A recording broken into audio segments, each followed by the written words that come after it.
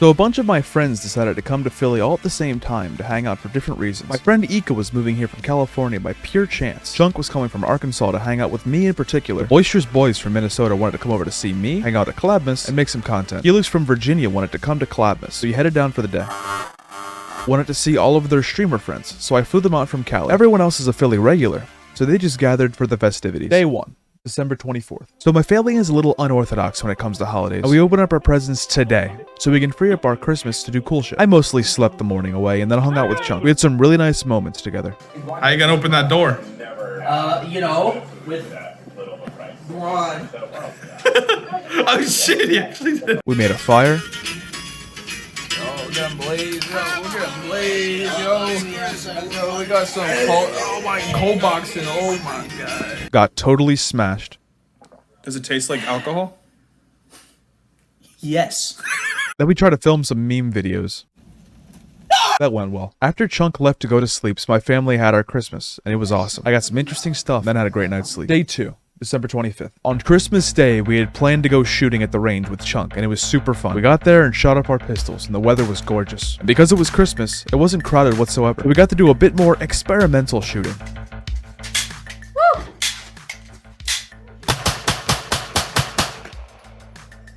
That feels so good. That did not feel good.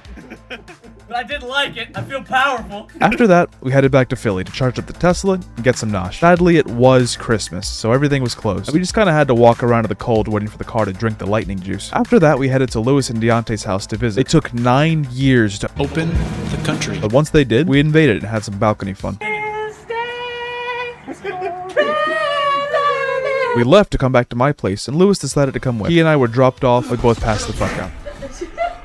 Day 3, December 26th. We woke around noon and chilled with Baldy and Chunk all day, watching movies and shooting the shit. We got food, and around 8 p.m. Peter and Julie came over.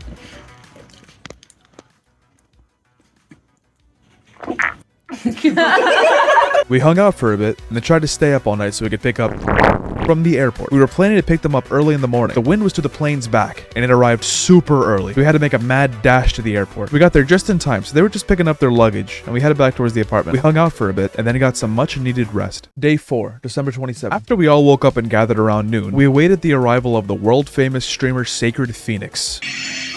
Are you recording? No. Okay, thanks. He was originally supposed to come much later so we could hit up an escape room, but Phoenix's car also had the wind to its back, and he came about 6 hours early and had to leave soon. So we just hung out and made the most of it. We ordered food and had a laughably bad experience with a halal place. We talked and watched some memes, and a few hours later, I met the Minnesota famous boisterous boys. We exchanged greetings, compared heights, and shot the shit for a bit. I threatened Jacob and I said, I know where you live, and he said, so do I, dumbass. Before they had to head back to the Airbnb they rented. They had just come in from Minnesota after driving for hours and taking a plane, so they were big tired, and I knew tomorrow was an important day. Clabmas. Day 5, December 28th. This video is talking about the times we had all around Clabmas, from the 24th of December to the 3rd of January. If you want to know what happens on the day of Clabmas, other than these images I'm sharing with you now, you'll have to go over to my Clabmas 2021 video, which should already be out or will be out soon. Please be patient. It's a lot of work, I want to make sure it's just right. Now, on to the events directly following Clabmas. After the party, a bunch of people left, and the ones who stayed came with us to go bowling. First alley we went to was rather disappointing, because they needed us to have our vaccination cards, and a few of us didn't have ones on us, so we had to find another place. We traveled over to New Jersey and found a nice alley that was still masks required but didn't require a card. We got there and the bowling commenced. I personally have never been too good at bowling, but we had some goddamn semi-pros with us like Helix and Deontay, who just seemed to sink strike after strike effortlessly. After a game and a half, I couldn't hit one strike, but I tried my hardest and I had a blast. We stayed about an hour. I bought some bowling pins, and then we headed back to my place to clean up Clabmas. We cleaned and cleaned as much as we could, and after a long day filled with fun, we hung out for a while more and planned for the trip tomorrow, which was originally supposed to be shooting guns, an escape room, and a movie. Day 6, December 29th.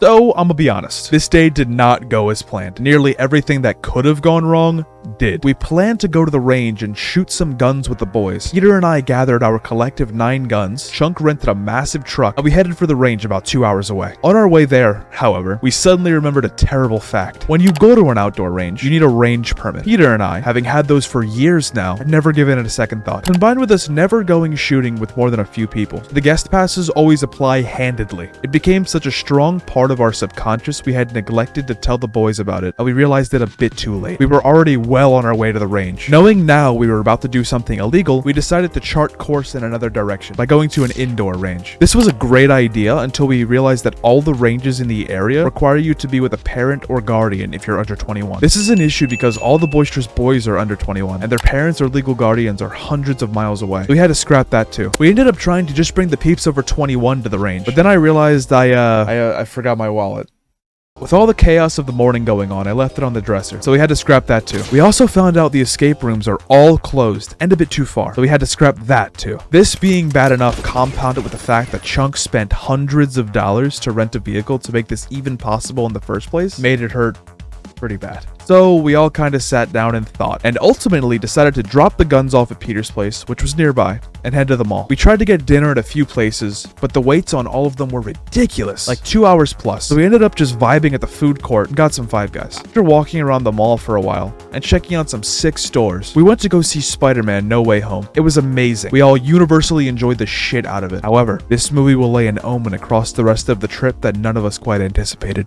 Day 7. December 30th. Today was pretty rough. Many of us got very sick from the movies, most likely catching the Omicron variant of the coronavirus. A lot of us were all just trying to recover or make the best of what we had, playing games and eating simple but satisfying foods, lots of medication, and lots of relaxation to recover from the evil disease that we didn't really know we had at the time. We wore our masks responsibly and all had the vax. It was just a classic case of unlucky. Day 8, December 31st. Today we all woke up bright-eyed and bushy-tailed, ready to celebrate New Year's with some good food and fireworks. Most of us were recovered on this day, or so we thought, and gathered later in the day to eat and party. One at a time, we gathered to do various things like live stream, get our haircut, or just play some games. We did all types of things, letting the clock tick down slowly but surely. When we did hit midnight, we celebrated as people do, watched the fireworks through the windows before going out and lighting some of our own. We lit many, in safe places with a huge bucket of water nearby, so don't worry too much. This went on for a while, and we didn't light them all up, we kept going until we felt satisfied. And also because someone came out with a very illegal firework and drove away the competition, aka us.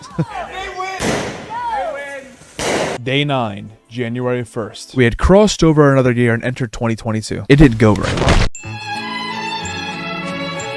The majority of us were feeling the sickness yet again. Early in the morning, we had to get rid of and send them back to Cali. We came back to the house and tried to make the most of our sickly bodies and our surroundings. It was mostly a chill day with recovery and content being the two main points. If you want to see more about this day, check out Nathan's video up here or in the description of this video. Day 10, January 2nd. Yet another soul left Philly as Chunk made his way back to his motherland very early in the morning. The second he left, I felt a hole in my heart and wanted him to come back. Maybe one day we'll meet again. God rest his soul. Anyway, this was range day. We had gotten enough permits for the boys and my father to go, so we wrangled up our guns yet again from Peter's house and headed towards the original range we wanted to, in the middle of Pennsylvania. When we got there, it was a blast. John, who had never fired a weapon before and wanted to for apparently his whole life, got an opportunity to shoot off a multitude of weapons ranging from pistols to rifles to shotguns, all of which he seemed to enjoy. We stayed for about 2 hours and shot off hundreds of rounds from our collected 14 guns. It was a little crowded, but we still had tons of wiggle room and everyone seemed comfortable enough. Before we left the rifle range, however, I had each of the boys try out slugs.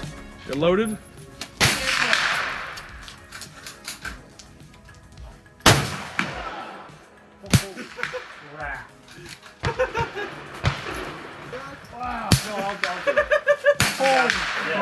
Yeah.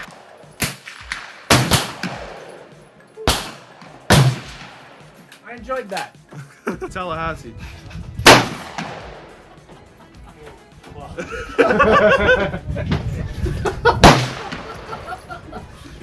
Go put that bad boy down there. After feeling satisfied at the rifle range, we headed over to the shotgun range for a bit before heading back home. I don't know if any of you have ever been to the range before, but when you are done, you are exhausted. It's hard to explain. It's a satisfying tired, like after a long day in the pool or on a ride home from a school field trip. It makes you feel nice. We made it back home and all split up for the last night in Philly as a whole, and in turn, the last night of Arricon. Day 11.